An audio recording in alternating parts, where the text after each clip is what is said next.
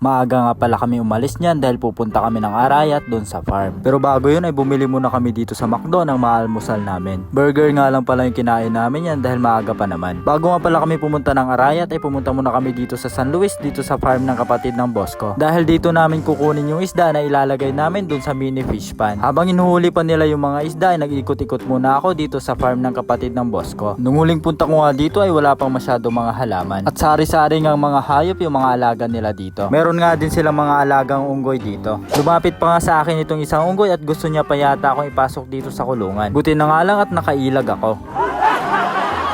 Dito nga at nakahuli na sila kuya ng mga isda na dadalhin namin sa farm. Sinupot nga lang nila kuya niyan at nilagyan naman nila ng oxygen para hindi mamatay. Diyan nga lang pala nila kinuha yung isda dyan sa fish pan nila. Sobrang dami nga ng goldfish dyan, yung iba ay namamatay na lang. Pagkakuha namin ng mga isda ay agad na rin kami tumuloy dun sa farm sa Arayat. Dahil baka pag tumagal kami ay maubusan sila ng oxygen at hindi na umabot dun sa farm. Pagkadating namin ng farm ay agad ko na binaba itong mga isda. Binabad ko muna itong plastic dahil baka pag pinakawalan ko agad ay mamatay sila. Dahil sobrang lamig nga ng tubig dito at hindi pa sila sanay. Yan nga pala yung mga dati na dito. Masaya nga sila niyan dahil may mga bagong kasama na naman sila. Eto at binababa na muna namin itong mga dala namin na halaman. Pagkatapos naman ay diniligan ko na muna bago kami umalis. Napakadali nga lang magdilig dito dahil sasalo ka lang dito sa malapit na swimming pool. Pagkatapos ko naman magdilig ay papakawalan ko na itong mga dala namin na isda. Akala ko nga niyan ay namatay na yung iba dahil hindi na gumagalaw. Tuturuan ko nga sanang lumangoy itong isang to dahil bukang hindi marunong lumangoy.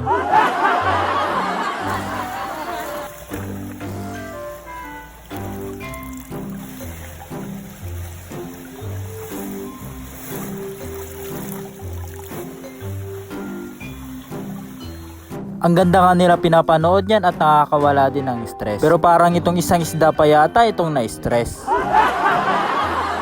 Dito naman ay sinusubukan ko itong nabili namin sa Shopee na pamputol ng sanga ng puno. Ang galing nga nito dahil hindi mo na kailangan umakyat para magputol ng sanga. Dahil pwede mo lang ito i-adjust kung gaano kahaba yung kailangan mo putulin. Pagkatapos namin dito sa Sibol ay pupunta naman kami dun sa Narcar. Dun sa farm ng nanay naman ng boss ko. Pero dumaan muna kami dito sa bilihan ng yelo dahil nagpapabili nga sila. Sobrang busy nga na nagtitinda dito kaya itong si Muning na lang yung tinanong ko kung may yelo ba sila. Pero dahil hindi siya sumagot kaya ibig sabihin nun ay wala.